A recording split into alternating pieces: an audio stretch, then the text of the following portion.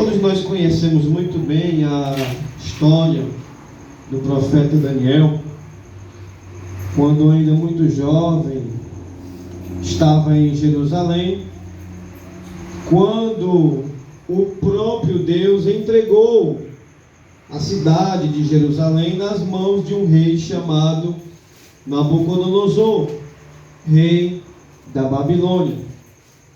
E porque Deus entregou a cidade onde estava o templo, entregou a cidade onde estava a Arca da Aliança, onde estava o seu povo nas mãos de um inimigo, porque Jerusalém, Judá, toda a nação já havia transgredido a lei de Deus a ponto de a ira de Deus se tornar tão implacável que não poderia mais ser impedida, a ponto de Deus passar de uma posição de misericórdia para uma posição de juízo, porque por muitas vezes Deus havia usado os seus profetas para pregar contra o pecado da nação.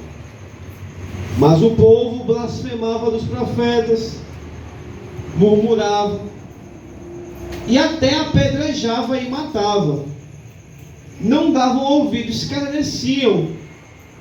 E acabou que o povo foi chegando numa situação tão crítica que a taça da ira de Deus se encheu e disse: agora não dá mais. Agora chegou a hora da prestação de contas. E assim acontece na vida de todo ser humano. As pessoas costumam usar uma expressão muito conhecida em dizer: no tempo de Deus, aquela pessoa vai vir para os seus caminhos. Pregou, não aceitou Jesus, não, porque ainda não era o tempo de Deus. Só que essa expressão ela é tão errada, porque quando você diz o tempo de Deus não chegou para aquela pessoa, você está dizendo que Deus seleciona alguns que vão ser salvos e outros que vão ser condenados. Porque o tempo de Deus chega para alguns, mas não chega para outros. Alguns sofrem, são moídos, despedaçados, mas o tempo de Deus chega e se convertem.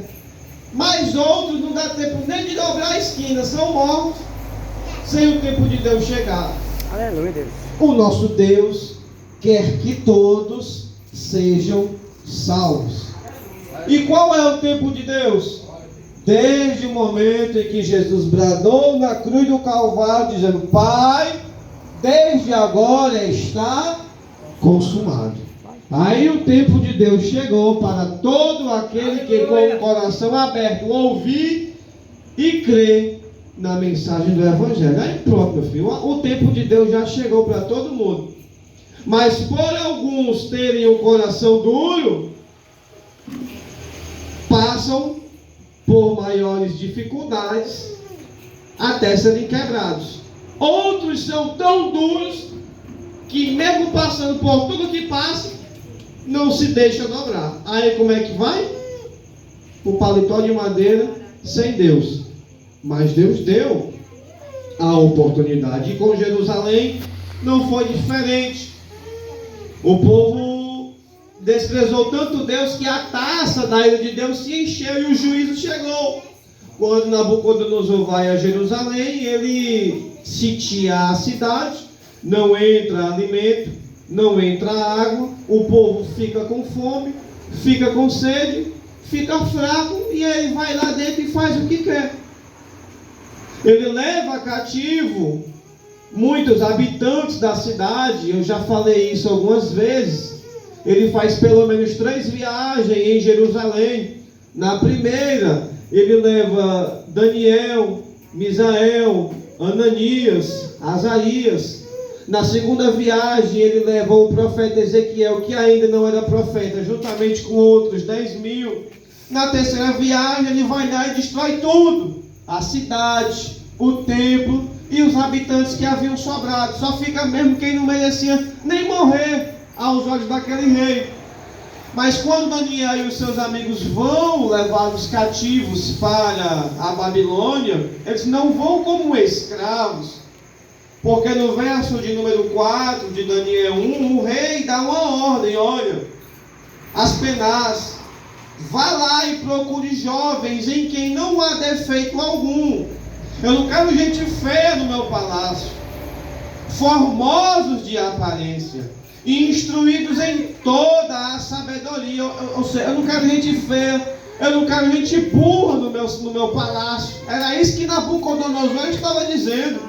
Eu quero jovens sábios em ciência, entendidos no conhecimento, pessoas que a gente ensine, entenda e aprenda, que tenham habilidade para viver no palácio. Eu não quero gente aqui banguela, feia, cabeluda, burra, que não saiba nem pegar num talher e que a gente fale e tenha que repetir 3 vezes para ele entender. Não, quero pessoas o contrário disso, entendidas, bonitas, sábias, que saibam andar, que saibam se comportar, porque vão viver no palácio. Porque o diabo, ele quando vai escolher dentre o povo de Deus alguém que ele quer trazer para o seu exército, ele não vai escolher o mais fraco, ele vai mirar no maior. Não é à toa que quando ele quer destruir uma casa, ele vai mirar onde? Na coluna. Se ele quer colocar uma obra na ruína, ele vai mirar em quem? Nos líderes, nos pastores, na mulher do pastor, vai mirar nos obreiros, porque se o pastor de uma igreja der escândalo, aquela obra vai cair em descrédito. Os membros vão... Ele vai mirar na esposa. Ele vai atrair para o mundo jovens talentosos, jovens formosos. Se você for observar, o que tem de jovem, de mulher bonita no mundo, meu filho, é muita. Mas é muita mesmo. Mas essas jovens, apesar de serem tão lindas e formosas, como é que elas usam essa beleza? Na prostituição, na lascívia, na imoralidade. Usa para destruir casamento, usa para colocar divisão, usa para colocar escândalo no meio de família. É assim que ele trabalha, é assim que ele faz. Foi por isso que ele trouxe Daniel e seus amigos e outros jovens talentosos para o palácio. Só que Daniel era crente. Ele não ficou com raiva de Deus. O Senhor me deixou vir para cá. Eu fui temente. Meus pais foram tementes. Nós te servimos. Nós não temos culpa do pecado da nação. Por que foi que o Senhor deixou essa covardia acontecer com a gente? Está errado, Deus. Eu te servi.